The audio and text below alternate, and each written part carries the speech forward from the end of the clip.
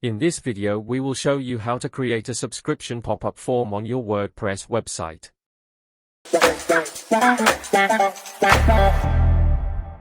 Let's go to add a new plugin.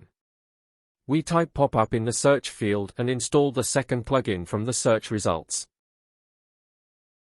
In the pop-up builder section, select the Add New option. First, you need to choose the type of pop-up that will be displayed. There are several variations, and we will choose subscription. We define the name of the pop-up and publish it. Then, let's do some additional settings.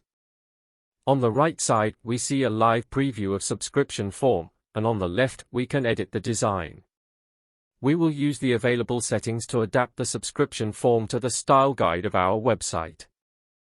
Also, we will edit the default view so that we do not have two fields for first and last name, but only one for first name, which will not be mandatory.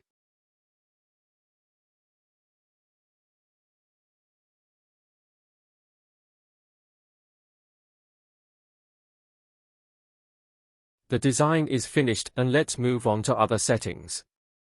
Here, it is necessary to set where the pop-up will be displayed.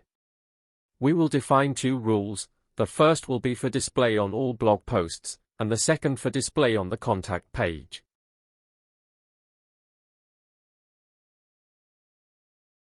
Now we define the event that will trigger the display of the pop-up.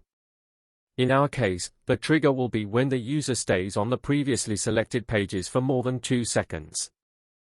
In the design section, you can choose a theme and make additional design-related settings. The closing tab contains a lot of options for closing pop-ups, but we won't change anything there because the default settings are great.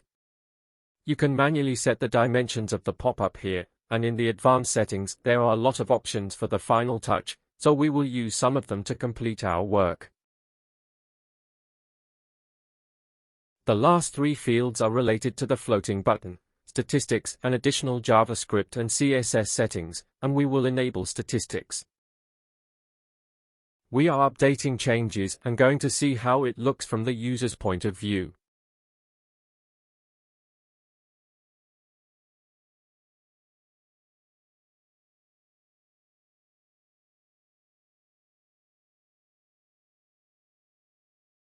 If you found this video useful, don't forget to like and subscribe.